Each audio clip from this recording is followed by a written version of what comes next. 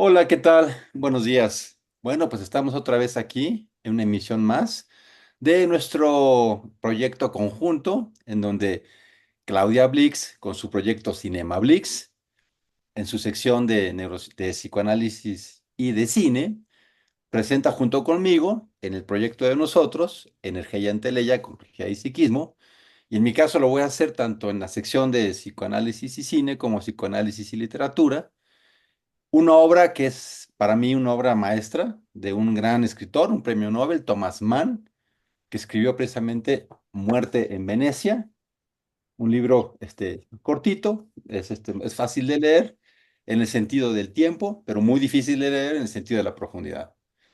Pues bueno, entonces vamos a estar aquí el día de hoy, 5 de noviembre de 2024, y vamos a empezar primero con la sinopsis general de Claudia.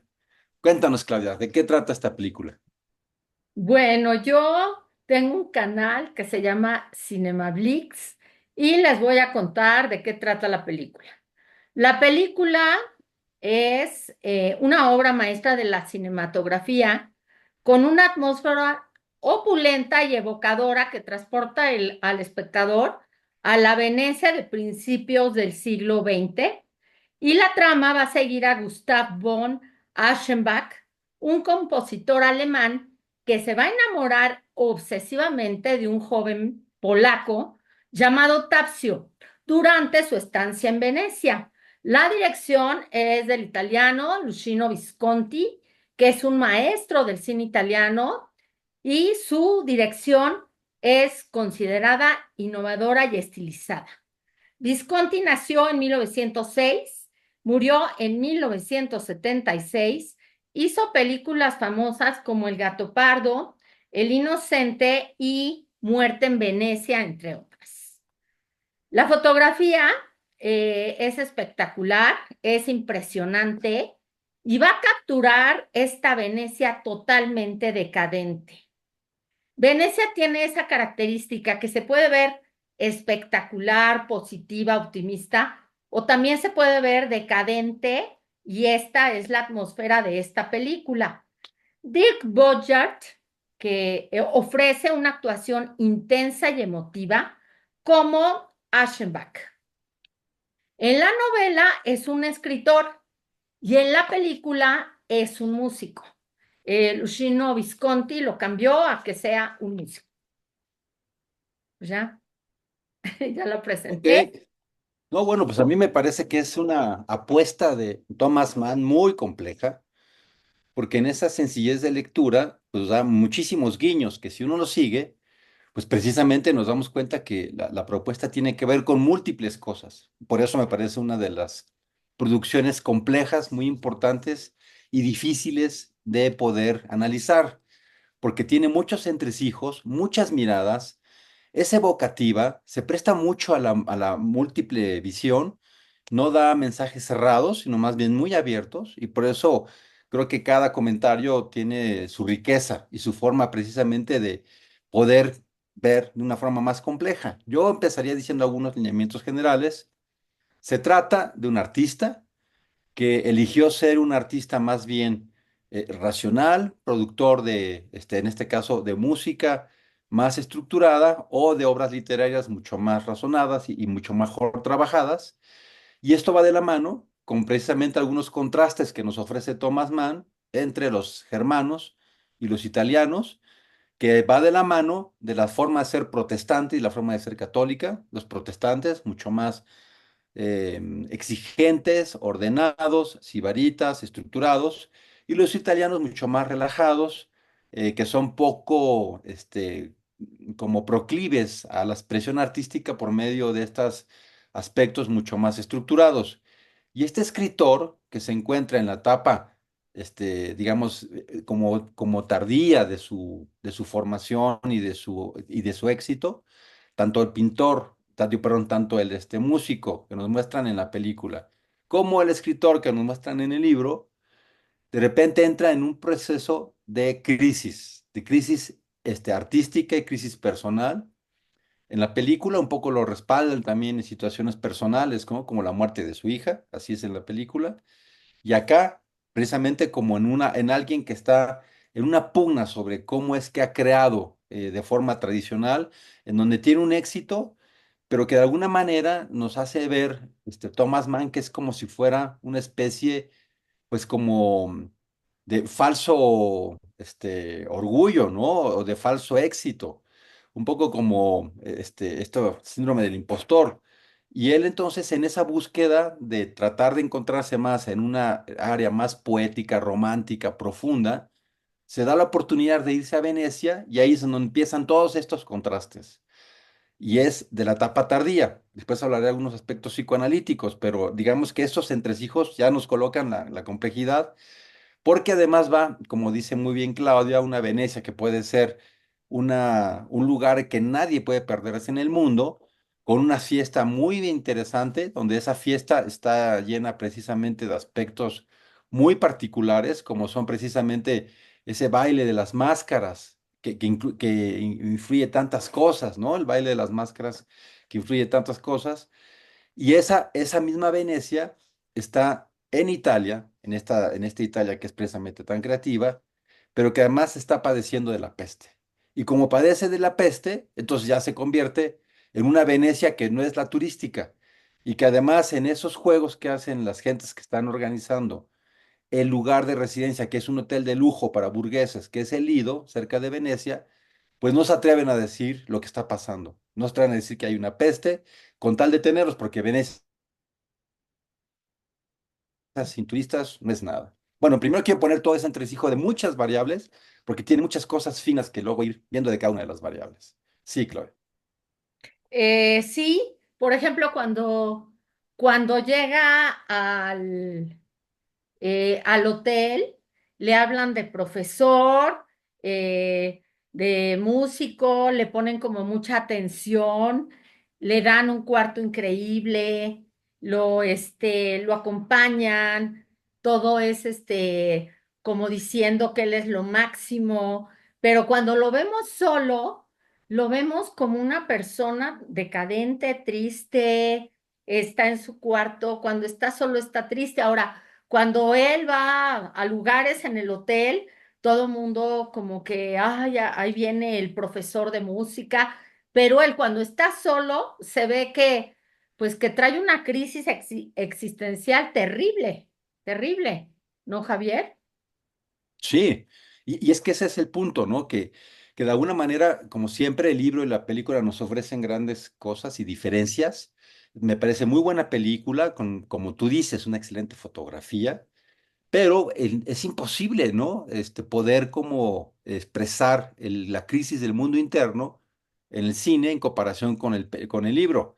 Y este hombre está en una crisis interna que en la película deciden hacerlo, lo que yo diría que es un alter ego, que es precisamente un compañero de composición musical con el cual tiene discusiones artísticas acerca de qué es lo que están haciendo, pero en el libro sí es más claro lo que estamos hablando, ¿no? Estamos hablando de qué tipo de literatura es la que él ha producido, que como decimos es más trabajada, mucho más estructurada, racional, pero que no era un hombre que se había atrevido a irse a las inmersiones profundas de lo humano, propia del corriente romanticista, y entonces es un hombre que entonces se cuestiona qué tanto ha sido genuino en lo que ha producido y que en ese momento, ya digamos, de una vida avanzada de escritor, pretende en Venecia encontrarse. Y es por eso que aquí resulta muy interesante que en esa búsqueda interna, en la búsqueda de la musa, pues no se convierte precisamente en lo que tradicionalmente sería en el siglo XX, ¿no? La musa, la mujer hermosa de la cual uno puede sentirse infatuado, que esto es interesantísimo, porque ahí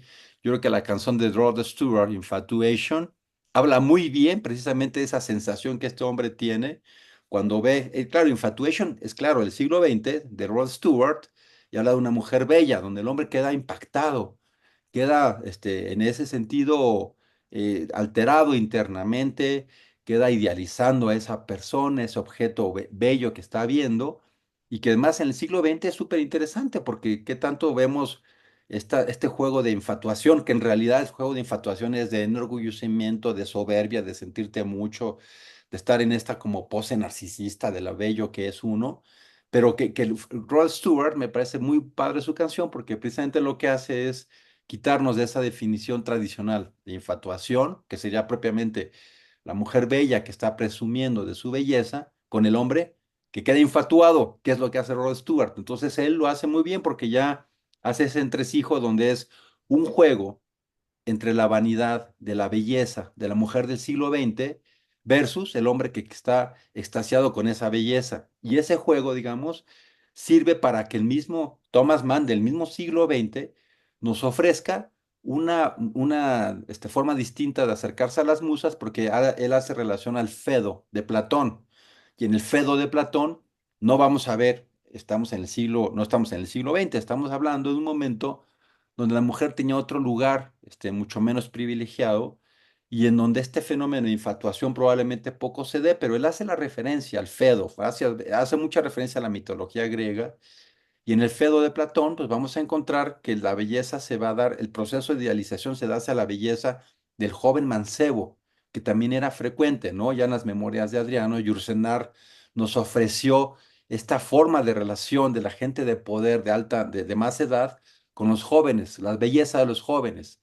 Y entonces esto en realidad es un acercamiento más hacia los conceptos estéticos de la belleza, con estos guiños que nos hace hacia la época griega, donde el hombre está infatuado, pero porque está en búsqueda de sí mismo.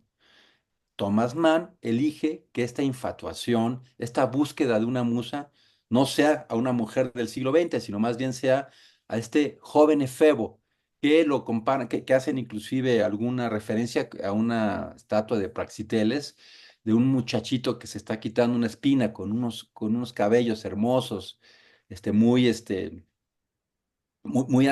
¿cómo se llama?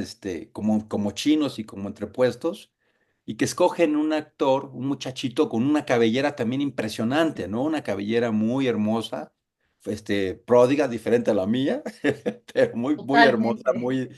muy entresiguiendo. Pero eso precisamente nos ofrece esta posibilidad de empezar a ver que este hombre en realidad, en su ciclo vital, está en una crisis, que está buscando otra forma de producir y entonces no es extraño que escoja a este joven, ¿no? Y entonces Bueno, en esta elección se genera todo ese proceso que va en búsqueda de la belleza. Bueno, sí. interrumpo para que hables tú, Claudia, y luego sigo porque vamos mejor alternando nuestro Oye, diálogo. espera, yo te quería preguntar, ¿quién es Rod Stewart? Para el público, para mí. Pues es un cantante famosísimo inglés, Rod Stewart. Ah, ok, estás hablando de Rod Stewart, de la infatuación, ok. Sí, que cantante famosísimo Y inglés, es ¿no? que Que como, vino aquí a México a hacer concierto y pues, ok, que tiene ok, muchas es canciones. que como, no sé, estábamos hablando de libro y de película, yo dije, Rod Stewart, ah, ok, ya te entendí, Sí. estás hablando de un cantante. Bueno, ok, sí, el libro y tanto la película como el libro, él está como en búsqueda de la belleza y se queda totalmente como enamorado de un muchacho que está en el hotel, que viene con su familia, que es una familia polaca, y en cuanto lo ve, ya no lo puede dejar de ver, ya no ve nada de lo demás, está buscándolo, pero a la vez no se atreve a hablarle, no sé cómo sea en el libro, pero aquí, por ejemplo, en la película, no se atreve a hablarle. Ahora, pues aquí sí queda la duda, ¿no? Esta película se hizo en 1971, eran temas que no se tocaban mucho en esa época, en cuanto que nos queda la duda, ¿no? De si este enamoramiento es una cosa homosexual o qué. Digo, no acaba de pasar nada entre ellos.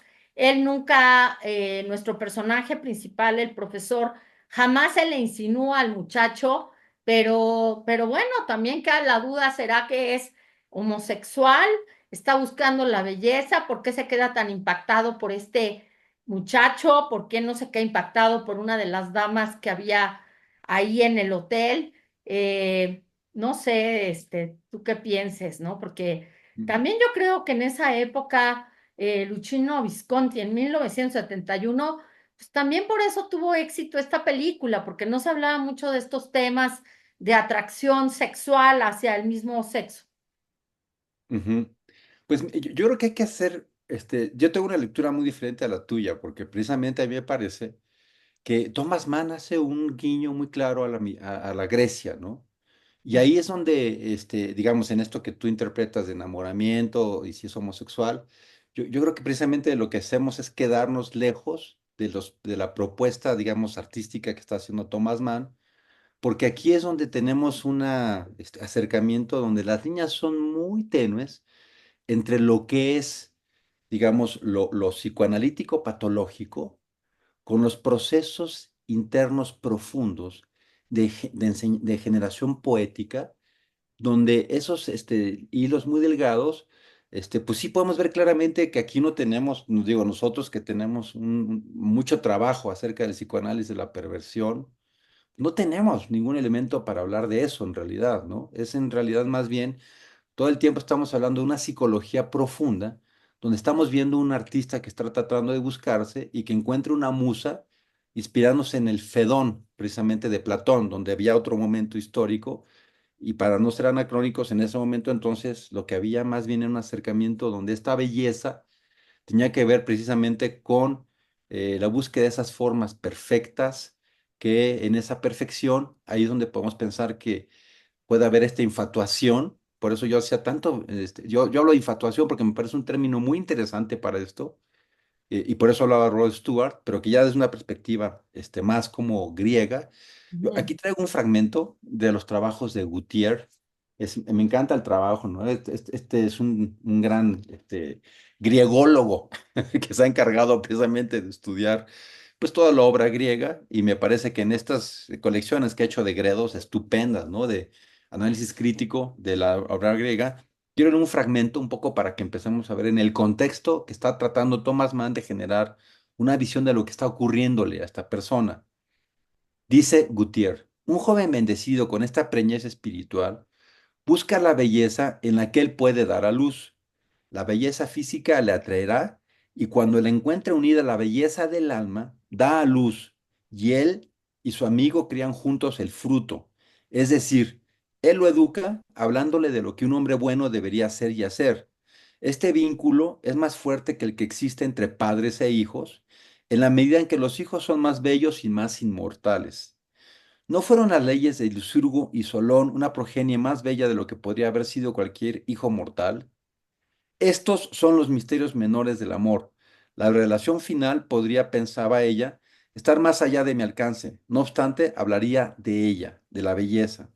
El candidato para la iniciación plena tiene que ser enamorado de un muchacho bello y engendrar pensamientos nobles. Pronto tiene que ver que la belleza visible es por doquier la misma y despreciar la pasión que sentía por una manifestación individual de la misma. El paso siguiente es valorar más la belleza del alma que la del cuerpo, llamándola incluso en un cuerpo poco agraciado, dar a luz el tipo de ideas que hace mejor a los jóvenes. Esto le llevará a mirar la belleza en los modos de vida y en las leyes. Y al ver que todo esto guarda relación, al tener en poco la mera belleza física. Desde aquí, tiene que ser guiado a la belleza del conocimiento en todas sus formas, y de ese modo ya no seguirá dedicando a un solo muchacho, hombre o actividad, sino que contemplando el mar de la belleza en su totalidad, dará a luz pensamientos magníficos en la abundancia de la filosofía, hasta que fortalecido de esa forma, capte la visión de un conocimiento de la belleza semejante al que ahora, bueno, continúa escribiendo y luego les puedo dar otro fragmento que puede ser muy bueno, pero que precisamente la idea acá es que este hombre está en la búsqueda de su producción artística. Y en este acercamiento al muchacho, pues simplemente él es como es su musa, él de repente hace cierto acercamiento porque también quiere saber qué efecto tiene su interacción. Y yo creo que acá me parece que la versión de la película lo coloca un poco más como en el área de la obsesión y de la búsqueda, pero en el libro son simplemente pequeños gestos. Pero hay que decirlo muy importantemente. Lo importante de la infatuación, que es doble, la idea es que precisamente la soberbia pertenece al que es colocado como musa. La musa se engrandece aparentemente en su belleza porque precisamente se siente que inspira a otros por ser muy bella, en el caso del siglo XX, o un muchacho, en el caso de la Grecia o en el caso de la película, puede también caer en esa tentación. Y caer en esa tentación te da una sensación narcisista agradable que por tu belleza se ha seguido. Y entonces, si nos damos cuenta del juego de infatuación, ambos pierden. Acá, claro, no alcanza, se queda más bien en un proceso interno del propio escritor o músico, pero en el caso de las relaciones entre musa y escritor, musa y pintor, se establecen luego relaciones muy patológicas, donde precisamente el punto es que ahí sí ya empieza a rayar en ese pacto narcisista de la musa con el pintor, donde ambos entran en una dinámica psicopatológica porque el narcisismo se exacerba y esa cercanía entre el genio y la creación artística y la psicopatología es donde las vemos que sí se entreciñen. Nosotros no vemos ni en el libro ni en la película que pase eso. Nos quedamos nada más en la etapa de introspección del escritor y del músico, pero no entran en eso que luego se ha visto, ¿no? Que esos juegos patológicos que se ven, que donde ya ese narcisismo hace que se pierdan más en el juego de la musa que se cree que puede ser narcisísticamente muy retribuida, pero que nada más es usada por el otro que la enaltece, pero para generar su narcisismo. Entonces, pero eso ya, ahí sí estaríamos en el grado de la psicopatología, ¿no? Y creo que Ujú. aquí más bien entramos en este grado como de la frustración del creador, que en su ciclo vital entra en una crisis en donde la belleza que quería producir, que se da cuenta que nunca entró en los aspectos más profundos, muy como el romanticismo con Goethe, sí lo haría, él como alemán pues, siente que no, y entonces en esta cuestión alemana, pues estamos en un momento donde él tiene antecedentes alemanes románticos y nunca los ha usado, ¿no? Y al mismo tiempo él se siente como descubierto por su público, donde tanto en el libro como en la película, donde se ve este carácter, pues más bien como de aparente producción, muy, muy fuerte, pero que en realidad como carece luego de esa fortaleza profunda. Entonces es desvelado y se ve tanto en el hecho de la película, cuando tiene ese concierto, que nada, todo el mundo le dice que no, como él cuando se siente cuestionado en su producción. Por eso entonces acá, en esta crisis de ciclo vital, vemos a un poeta, intento de poeta, que intenta poetizar y profundizar, y desafortunadamente digamos, es más bien una muerte. No logra hacer ese proceso que se requiere en el arte de hacer la introspección para luego sacar precisamente la parte más sublimada de la producción artística. Sí, Bueno, bueno. hay que decir otras cosas, pero mejor tú sigue hablando para no acaparar tanto el diálogo. Sí, bueno, yo creo que obviamente el libro siempre va a ser más profundo que la película y te va a hablar de muchísimas más cosas, ¿no?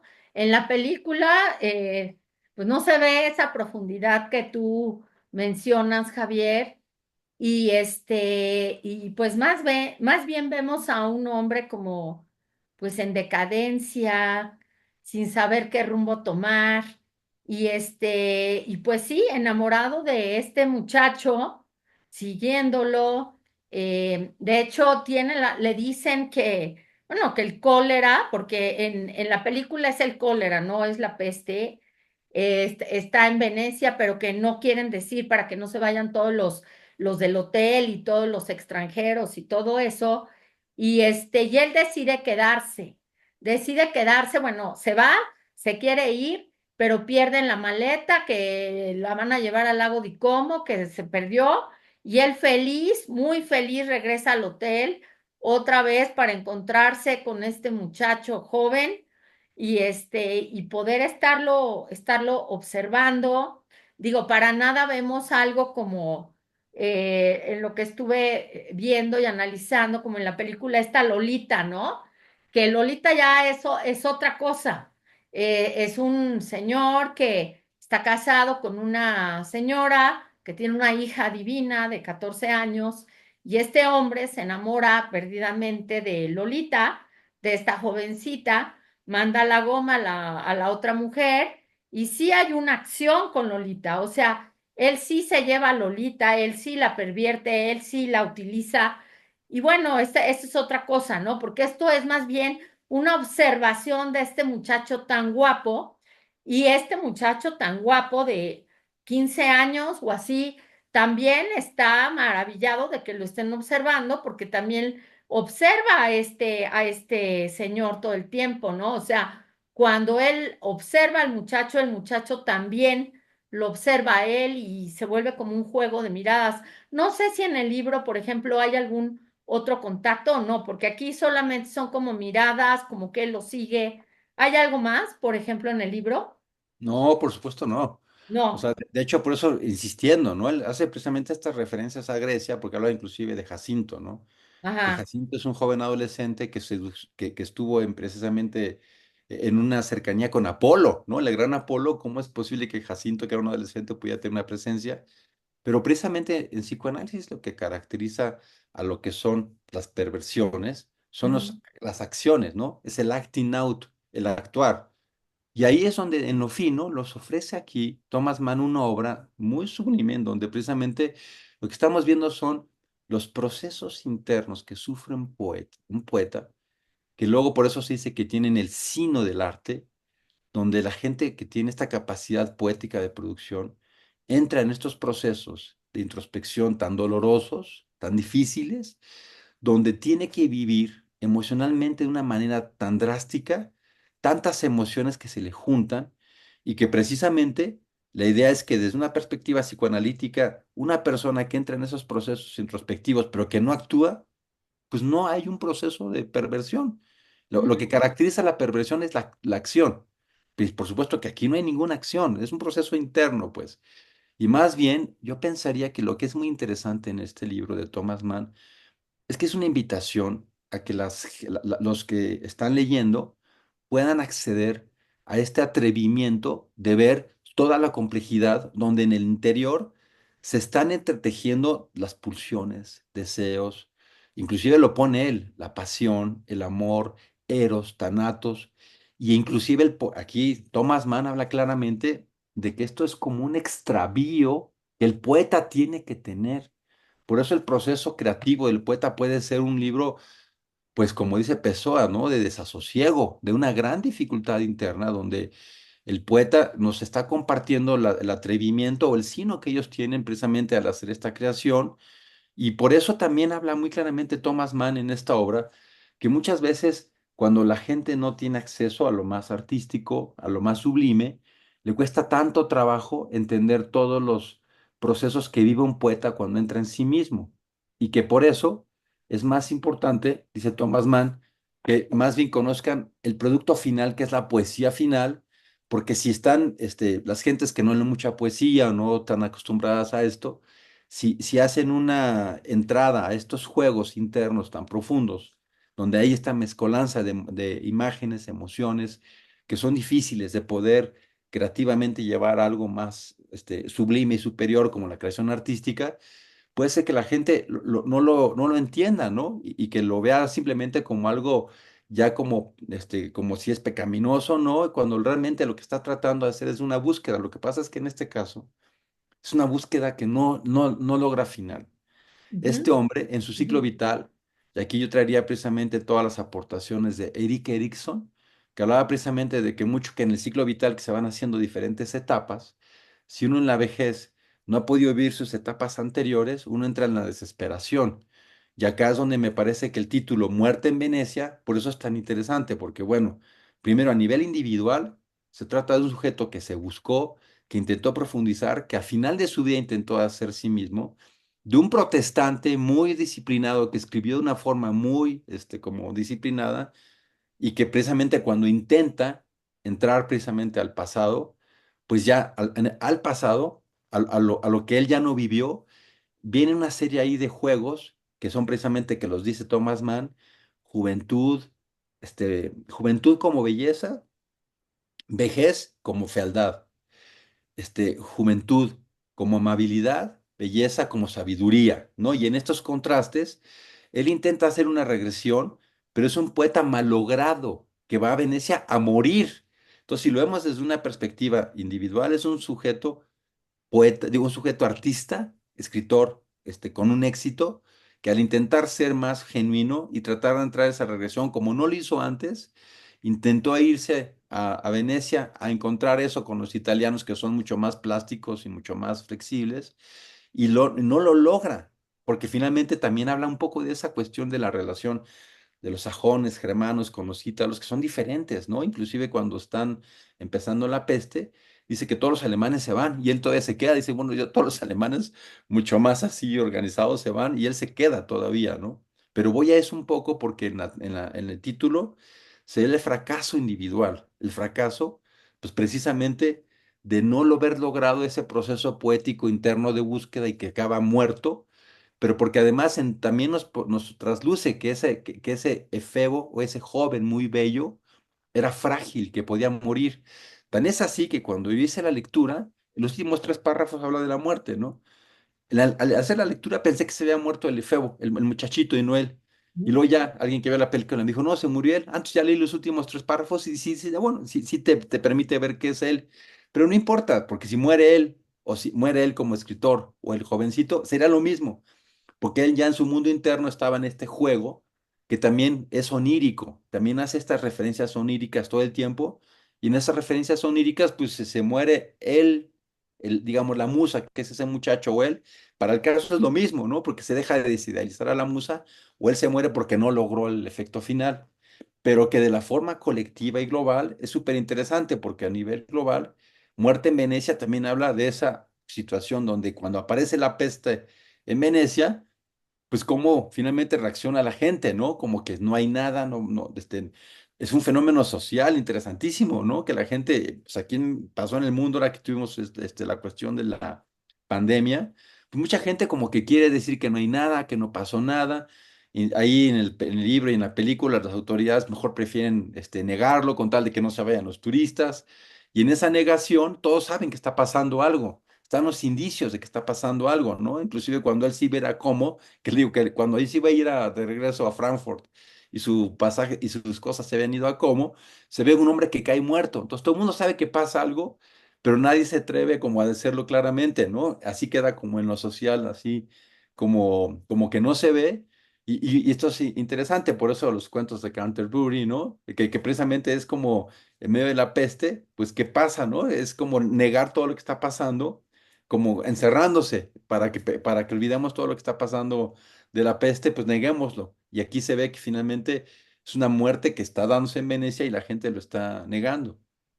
Exacto. Y de hecho, cuando Visconti rodó la película ya tenía 65 años. Para esa época, pues ya era una persona pues vieja, sentía que ya estaba viejo y también de alguna manera se proyectó en esta película, ¿no? Como haciendo mi obra, se proyectó en el personaje. De hecho, él quería para el personaje a Marcello Mastroianni, pero como no daba el tipo, así como que estaba con muchos problemas existenciales, etcétera, etcétera, por eso eligió a este otro actor. Ahora, para encontrar al joven tuvo problemas porque no le parecía ninguno a Visconti. Entonces se dedicó a recorrer Europa para buscar a este muchacho y lo encontró hasta Estocolmo. Y de hecho, este actor, el que hizo de Tazio, pues no pudo con la fama, porque en ese momento fue así como un boom, ¿no? De la guapura de este muchacho, la película, todo. Entonces lo llevaron a toda Europa a promocionar la película, sobre todo a él. Le decían el chico más bello del mundo y no pudo con la fama, no volvió a hacer películas. Ya hay un documental sobre él llamado El chico más bello del mundo, que se los recomiendo, donde se ve la decadencia de este muchacho que no pudo con la fama definitivamente, ¿no?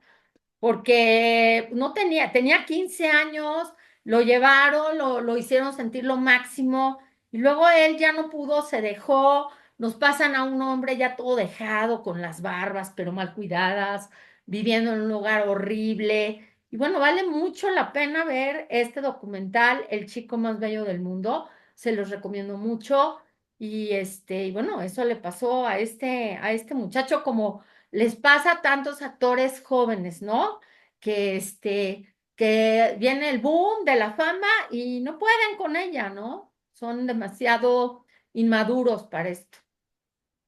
Qué interesante, Claudia. O sea, interesantísimo, porque Te lo recomiendo precisamente, que lo veas.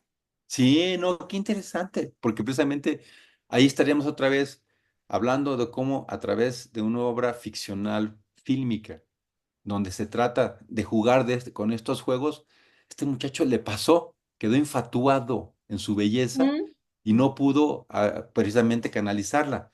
Y fíjate, a ver, Claudia, ¿qué piensas tú? Porque tú y yo hemos hablado de ciertas actrices, ¿no?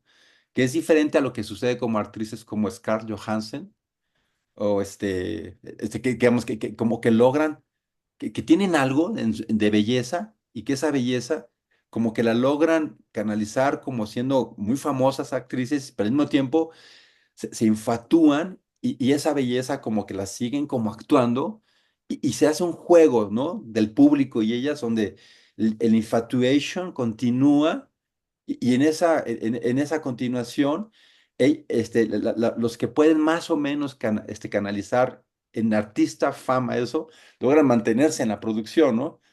Eso no quiere decir que no sabemos cómo vivan internamente, ¿verdad? Porque puede ser que también claro, vayan a tener luego graves problemas emocionales, pero cómo es creerte el juego, ¿no? Y es cómo no creértela.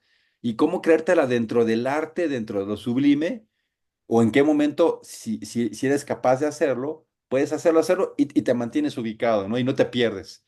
Esto que claro, pasa, ¿no? Estamos hablando de la belleza, pero lo que pasa a la gente con mucho poder, tiene mucho poder y se pierde. Entonces, ¿cómo claro. lograr mantener ese juego infatuado sin perderte? ¿No? O sea, es Por interesantísimo. supuesto que, bueno, la mayoría de los políticos y de, ¿no? Por ejemplo, lo pierden cuando tienen tanto poder. Pero bueno, hablando de Scarlett Johansson, pues ella empezó su carrera después, no fue famosa exactamente por su belleza, sino por su trabajo. Y depende qué producción veas a Scarlett Johansson. Ella ha sabido escoger muy bien sus trabajos donde a veces no sale tan guapa, ¿no? Se corta el pelo, no sale maquillada, el pelo, el color no le favorece. Pero este muchacho, pues, era famoso porque era el más bello del mundo, así le pusieron, ¿no? Y aparte tenía 15 años y lo habían ido a encontrar hasta Estocolmo. O sea, el papel que él llevaba era del más bello, del que parecía una estatua griega, como tú lo dijiste, ¿no? Perfecto, ¿no? En muchas actrices eso no pasa porque escogen mejor sus trabajos. Y fíjate, estas actrices o actores que solamente destacan porque son muy guapos, pues se pierden muy rápido, ¿no? Porque, por ejemplo, podemos hablar de Brad Pitt, ¿no? Que es guapísimo, ¿no? Pero bueno, Brad Pitt ha hecho de todo, no ha escogido su trabajo nomás para, ay, que soy guapísimo, Ujú, ¿no? ujú. Se ha ido, o sea, por ejemplo, a la India, a tener un problema existencial, ¿no? De búsqueda, leyendas de pasión, donde competía con sus otros hermanos. Digo, ha hecho muchos, muchos trabajos, ¿no? Este, otro que era La Muerte, llegaba por Anthony Hopkins, ¿no? Que era La Muerte, y enamoraba a la hija. No sé si te acuerdas de ese que es buenísimo, ¿no? No, me acuerdo de que salió de psicópata, muy bien también, o sea, También, pero no, rapado y saliendo estos de actores gandalla. que nomás es por la belleza, pues se acaban muy rápido, ¿no? Se infatúan, como tú dices, se acaban, se pierden, como este Tazio, ¿no? De esta película que lo buscaron por todos lados, ¿no? Y hablando de esta película, por ejemplo, en Cannes ganó el premio en 1971 como un premio especial por esa película. Y bueno, fue como muy, muy famosa, ¿no? La música de Madler también en la película. Y bueno, claro que nunca se va a comparar un libro con una película por todos los datos, ¿no? Que puede tener un libro, ¿no? Y bueno, Y también de hecho, podemos, fíjate, sí, perdón. a ver, dime. No, no, no, dime, dime. No, no, dime tú, ya iba a hablar de otra cosa, No, adelante, adelante, luego regreso. Ajá. ¿sí? Bueno, esta película no a todo mundo le puede gustar porque es una película con un ritmo bastante lento, es una temática muy oscura, ¿no? Es la búsqueda del artista, pero también es la decadencia, finalmente, pues la muerte que estamos viendo por el cólera en todo Venecia, la muerte finalmente de este hombre, ¿no? tan dramática en la playa, viendo a este muchacho, luego yéndose a rejuvenecer, ¿no? Esa escena se me hace patética, ¿no? Donde está en el salón de belleza y le están pintando el pelo y lo están maquillando, ¿no? Para cuando ya pierde lo del tren, que ya se iba a salir para huir del cólera, ya estaba decidido, y por azares del destino pierden la maleta se va como y él decide regresar al hotel y antes de ir, pues se maquilla, se pinta el pelo, ¿no? Y pues se va otra vez al hotel y está observando a este muchacho en la playa y esta escena trágica donde se queda muerto, donde se le va cayendo todo el tinte de pelo ahí sobre la playa, ¿no? Sí, bueno, Sumamente dramática, ¿no? Y estos personajes complejos, ¿no? Es un personaje difícil de entender, difícil de empatizar, a lo mejor estas personas muy creativas, los artistas, pero no es fácil empatizar con este personaje, ¿no? sí, Yo es muy... estuve hablando yo, por ejemplo, no, es que voy a hacer Muerte en Venecia, ¿no? Con mi amigo Javier. Y mucha gente me dijo, esa película tan dramática, tan melancólica, ¿no? Que fue de 1971. Entonces, como que, pues no sé, es una película difícil, ¿no? Es una película profunda, ¿no? Sobre la decadencia, sobre la búsqueda, sobre esta tragedia que le pasa a este hombre que, oye, me gustaría que me completaras algo. O sea, se muere la hija, pero ¿qué pasa con la esposa, Javier? Porque aquí no sale un momento y ya uno no sabe qué pasa con la esposa. No, pues aquí no sale, en el libro no sale, y la Tampoco, película tampoco, ¿no? o sea, sale que está con la esposa y la hija, ¿sí? Porque eso sí No, sale en la película y luego que se muere la hija, pero uno dice, ¿y la esposa dónde está, no? ¿Quién sabe? Porque parecía que tenía una época feliz, ¿no? Con esa esposa, esa hija, y de repente lo vemos solo, súper arreglado, en ese hotel. Esta película nos habla también mucho de la soledad, porque él te refleja una soledad horrible, ¿no? Todo el mundo está ahí en Venecia, o sea, digo, hasta los extranjeros, hasta esa familia polaca donde pertenece Tadzio, está platicando, está con su familia, están varias gentes, ¿no? En la playa, esta escena final, y él está solo, siempre está solo, ¿no? eh, Es una es que película difícil, ¿eh? Si no sí, es es, si una... estás deprimido, no la veas, por favor. No, en serio, no la veas, quítala de tu repertorio por el momento. A mí me parece súper interesante todo lo que plantea Thomas Mann, ¿no? Thomas Mann, digo, los que lo han leído, plantea otro tipo de escritor en los Brudenburg y plantea otro tipo de vivencia en la montaña mágica. Y precisamente también vemos estas cosas, ¿no? En la montaña mágica vemos las diferentes legiones europeas que van llegando, pues, precisamente ahí y cómo se van encontrando. Y en este caso es la burguesía de Europa que se encuentra en esta fatuidad, ¿no? De consumo y que precisamente él, pues, como artista que llega, desde ahí se ve un poco su desubicación, porque si es un artista que estaba buscando ser un proceso romántico, pues hubiera ido a otro escenario y se va pues, precisamente al escenario pues, de la burguesía europea, a un hotel muy elegante. Pues cuando uno se está buscando como escritor, creo que no es el lugar adecuado y eso también se ve parte de su inconsistencia e incongruencia y que precisamente eso lo lleva a tener estas como ambivalencias tan grandes, ¿no? Que luego Thomas Mann muy bien describe, porque precisamente habla de esa belleza que aparece por Dios, pero cómo Dios transmite a través del creador esa belleza para que se genere esta situación. Y al momento de hacerlo, si no haces este como clic completo, esa belleza, la que es perceptible, la que es divina, pues finalmente no termina en algo, pues precisamente creativo, porque en este es un fracaso, ¿no? Es un escritor que intentó modificar y hacer otra cosa y no pudo. Es un fracaso de película, ¿sí? Pero por eso es tan interesante, fíjate, lo que te dicen tus amigos. No, es muy difícil, pero ese es el punto. Es más fácil para la mayoría negar todo eso y nada más ver la parte final que precisamente ver todo lo que implicó la producción. Por ejemplo, ¿no? Ahorita que decíamos de la estatua esta griega, la estatua griega, que es niño que se quita una espina, realmente es una estatua casual, o sea, no es una estatua que muestre toda la belleza, ¿no? Sino más bien es casual y lo que le llama la atención no son los pelos, ¿no? De la estatua, pues. Pero precisamente como Thomas Mann se hace toda esta cuestión a lo griego, yo creo que aquí hay un fragmento que puede ser muy interesante, precisamente porque en este fragmento nos habla Platón acerca de precisamente de por qué la musa podía ser una adolescente, y creo que vale la pena que se los escrita. Sigue siendo Gutiérrez hablando del Fedón, pero pues puede ser muy interesante porque se encuentra Thomas Mann haciendo el guiño a todo lo griego, ¿no? En el Fedro se nos dirá que la satisfacción activa del deseo al más bajo nivel dificulta la ascensión. Platón no aprueba nunca la relación homosexual, pero la ascensión se describe todavía como un uso adecuado del amor de un muchacho y la explicación de la esterilidad, la pederastia, en 209 de Cristo, como una fecundidad en hijos más valiosos que los originados por el matrimonio de hombre y la mujer, entre paréntesis, que no será en todos los casos el gusto de todos. Está en contraposición chocante con la condena violenta de la misma en las leyes de Platón, como asesinato deliberado de la raza humana.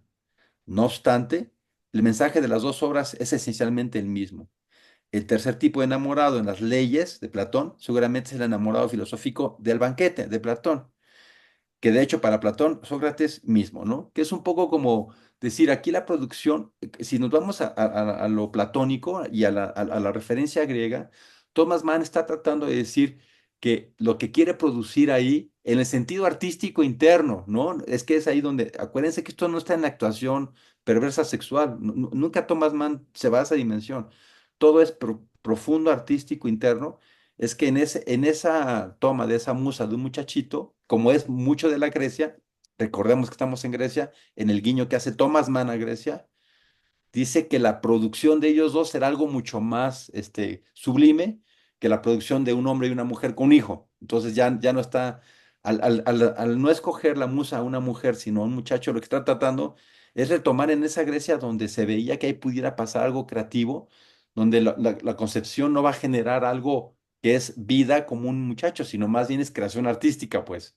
Entonces ahí un poco por eso la idea es que es como una invitación de Thomas Mann, pero hay que hacer el esfuerzo, hay que leerlo y hay que buscar y hay que intentar darnos cuenta que lo que está intentando es un poco invitarnos a lo que vive el poeta, ¿no? Y es porque eso, porque luego el poeta, que luego ya nadie se acuerda de ellos, pues vive el sino de la creación artística y tiene que estar como en ese sentido, en el sufrimiento de ese periodo de soledad que es necesario para poder hacerlo y que de una vez que lo hace en un periodo solo, y eso lo habla muy bien Carl Gustav Jung, si no hay introversión, si no hay intraversión para verse hacia adentro, no puede haber producción sublime, ¿no?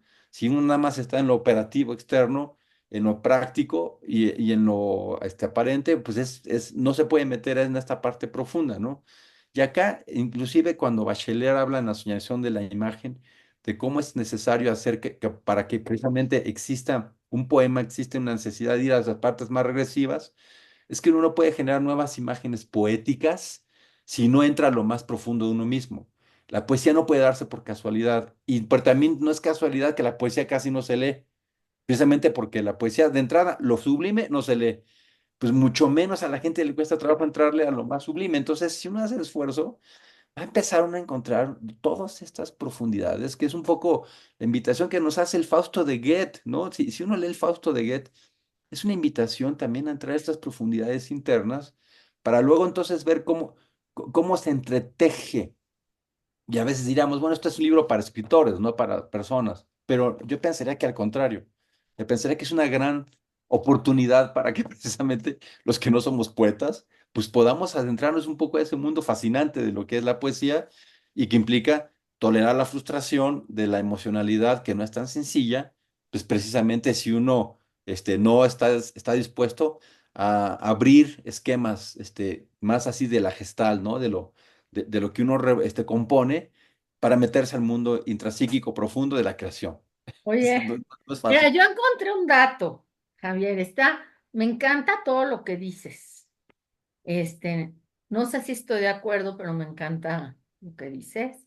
Pero yo encontré un dato que, bueno, Thomas Mann, esto es un poco medio autobiográfica. Se va a basar en un episodio del escritor cuando estuvo en Venecia, ajá, que le llamó mucho la atención, eh, un muchacho en Venecia Thomas Mann era homosexual. Ajá. No sé si sabías.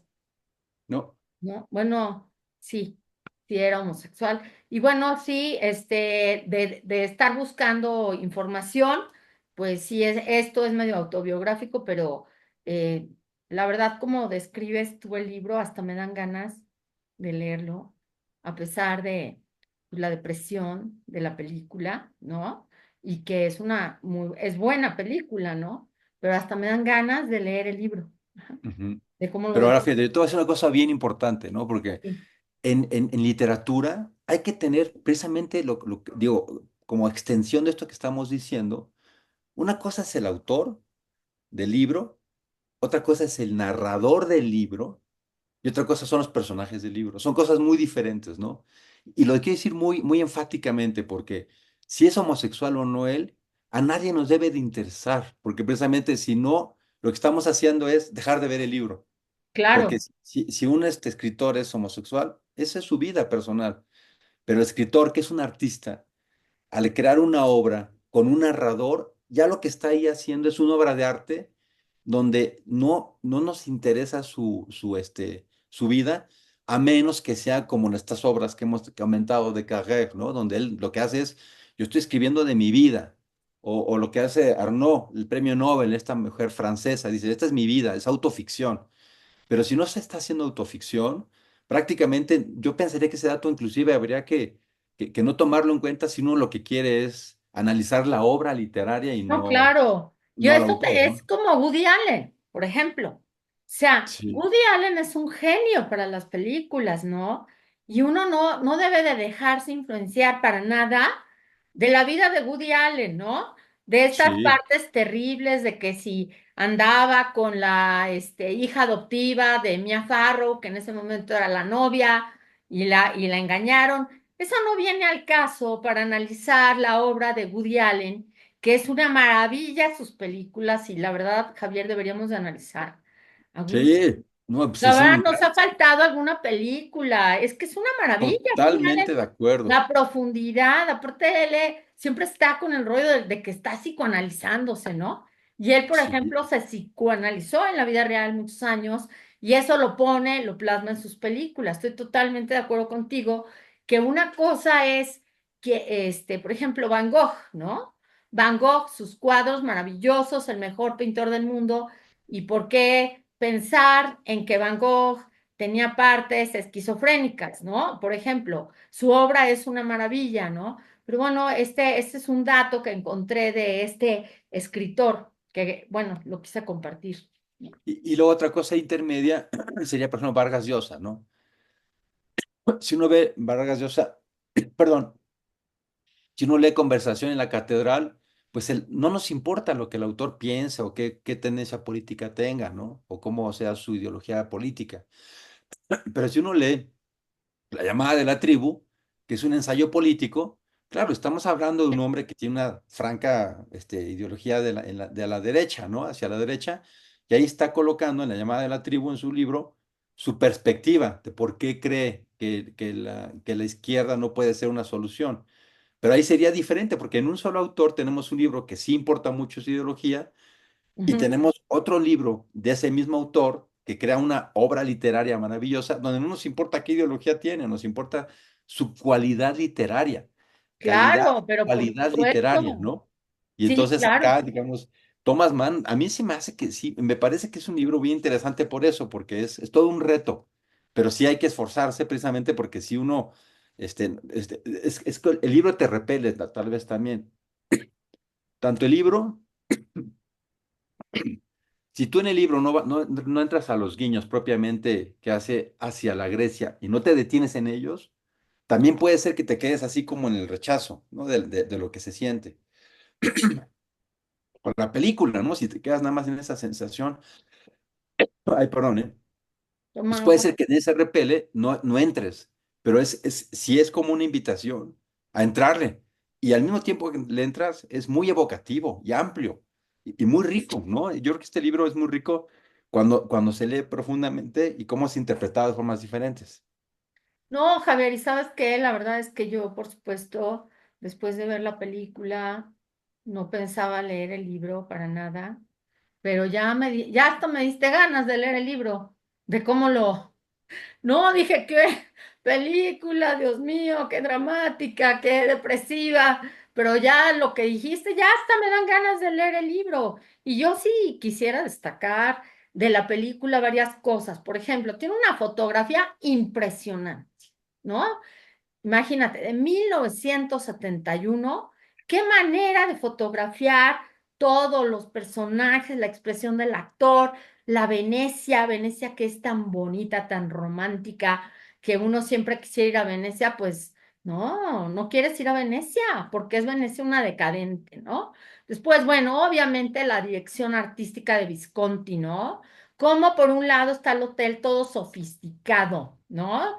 Y después ves toda la crisis moral que tiene nuestro personaje principal. Luego la interpretación de este gran actor, Dirk Bogarde, que es inglés, su actuación es intensa, es emotiva, con una complejidad del personaje y bueno, la música es una maravilla. Ajá. Pero bueno, ya hasta me diste ganas de leer el libro. Yo no, la verdad ya me quería olvidar de Muerte en Venecia. Bueno, y otra cosa, por ejemplo, digo, yo pienso que este es un oda a la belleza, ¿no? Pero hay que decirlo muy bien, un oda a la belleza europea, Ujú. porque eso es otro tema, ¿no? O sea, es como la producción eurocéntrica, por eso Said, que es un gran crítico, ¿no? De la literatura europea, es que la Europa ha exportado la belleza, como si la belleza precisamente fuera un chico de Estocolmo, ¿no? Los rubios, los blancos, y es una belleza que en ese sentido, pues hay que considerarla desde otras perspectivas. Inclusive ahí tengo yo una en el canal, podrán ver una conferencia que di acerca de la ficción y el cerebro, todos los aspectos neurofisiológicos que se encuentran en la ficción literaria tan considerados, ¿no? Y en ese sentido, estamos hablando también de la parte social, ¿no? Donde en el imaginario social, esta conquista europea, a nivel de antropología social, han hecho una especie como de exportación, como si la belleza fuera a ser blanco, y es que hay que ver entonces qué es la belleza. La belleza aquí lo toman como parte de ese ícono europeo, ¿no? Pero no estamos hablando de otro Aute que es buenísima sobre la belleza, no sé si ya la escuchaste, tendrías que escucharla, porque precisamente esa canción habla de cómo la belleza hay que tocarla desde otro lugar y no desde una superficialidad, ¿no? Si uno no lo toca en lo profundo, uno no puede ver la belleza en todas partes. Y luego nada más uno se va por el ciño de la belleza, como supuestamente, pues por lo que es de moda y no por lo que es bello. Ok, pues no sé, creo que ya se nos pasó el Pues tiempo. vamos cerrando si quieres. Bueno, Sí, pues vamos cerrando entonces. es muy fácil ver Muerte en Venecia, si la quieren ver, está en Prime Video, está en YouTube, es una obra clásica. Algunas personas la consideran una obra maestra que no ha envejecido a pesar del tiempo, que es pues de hace muchísimo tiempo, de 1971. Los invito a ver esta película. ¿Y tú, Javier? Y yo terminaría un poco para animarlos a que puedan ver esto. Puede ser que a muchos que estamos en este momento nos encante Pink Floyd, ¿no? Y Pink Floyd tiene una canción buenísima acerca precisamente de esto, en The Dark Side of the Moon, donde habla precisamente del time y habla precisamente de cuando está un sujeto haciendo su vida y no hace nada con su vida y de repente al final se da cuenta que ya los días se están acabando y quiere hacer algo y entonces entra esta desesperación y no sé, y los que hayan escuchado esta canción lo recordarán al final, cuando él ya está narrando que ahora que ya es grande quieres hacer cosas y ya no puedes hacerlo, te entra como este dolor de no poder hacerlo y que al final inclusive estos cantos de estas mujeres donde están evocando el dolor de no haber hecho las cosas, pues precisamente habla de lo que no se hizo. Entonces creo que esta de hecho es una invitación a hacer, a mí me parecería, ¿no?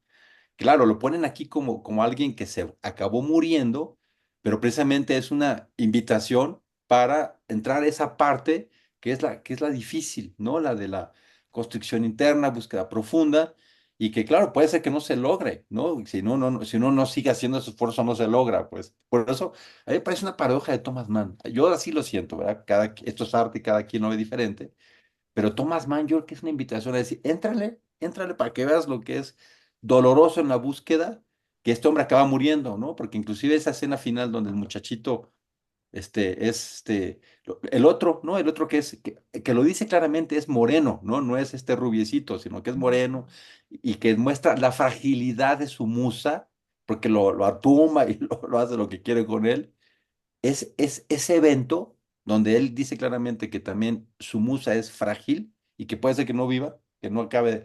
De hecho, lo dice Thomas Mann, puede ser que sea tan bello que nunca acabe, que no acabe envejeciendo, ¿no? Que también ese reconocimiento que está idealizado, pues. En esa idealización, a final de cuentas, es como el momento donde él como que ya muere. Y claro, como traía la peste, por decirlo así, ¿no? La peste del lugar, o la peste en sí mismo, ya no la alcanza. Pero no importa, ¿no? Porque es precisamente como hacerte sentir como el poeta tiene que sentir, tocar fondo. Y entonces es como decir, no, si no soy poeta, entonces lo tiro y ya nunca me quiero acercar. Al contrario, eso es lo que siente el poeta. Y es ahí donde en las metamorfosis precisamente es donde el narciso que está viendo el estanque de agua, lo que terminas haciendo es una flor, un nenúfar. Acaba saliendo siempre algo, ¿no? Pero precisamente es como, yo creo que es como una especie de provocación la forma en que lo hace Thomas Mann, sin final feliz, sino más bien con esta muerte, porque finalmente después de la muerte necesariamente siempre viene vida. Es eros thanatos, la vida es vida-muerte, y si alguien muere, alguien nace. O sea, siempre alguien queda vivo, ¿no? Pues muy bien, pues nos vemos todos hasta la próxima. Hasta la próxima.